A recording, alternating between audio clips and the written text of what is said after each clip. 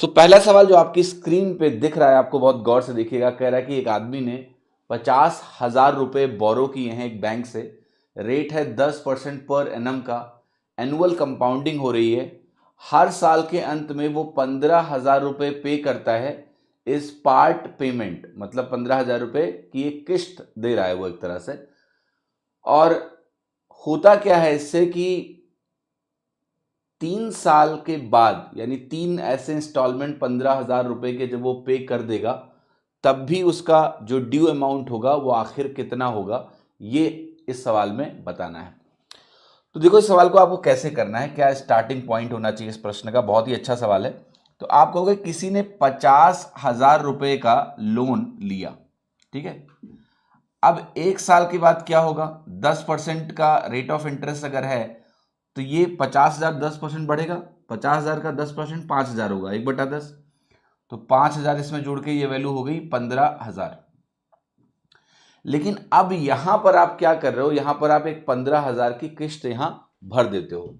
तो अगर यहां पर 15,000 का पेमेंट आपने एक कर दिया, तो आपको समझ में आ रहा है कि अगली बार अब जब शुरू करोगे आप, तो आपके पास अब अगले साइकिल में अब इस समय 40,000 रुपए ही ड्यू रह गया है।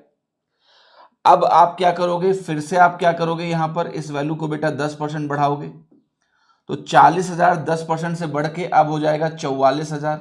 40,000 का 10% 4,000 होता है। फिर से आपने 2 साल के अंत में 15,000 का पेमेंट कर दिया।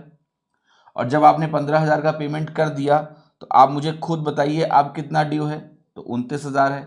अब ये 29,000 फिर से 10% से तीसरे साल में बढ़ जाएगा, जो कि 2900 रुपये होगा। 10% 1/10 होता है। तो ये वैल्यू आपकी बन जाएगी 31,900। अब ये 31,900 जो है, आपने फिर से यहां 15,000 का पेमेंट एक कर दिया, तो वैल्यू आपकी अल्टीमेटली बनेगी 16,900।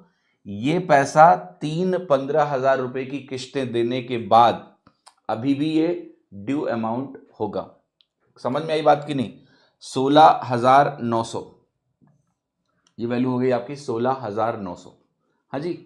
तो ये बहुत ही आसान सवाल है, स्टेप बाय स्टेप करना है। फिर से रिपीट करता हूं, ये t बराबर 0 है, यहां पर आपने लोन लिया, t बराबर 1 पर 10% का इंटरेस्ट लग के 55,000 का अमाउंट हो चुका है, जिसमें 15,000 आपने पे किया, तो 40,000 का ड्यू बचा।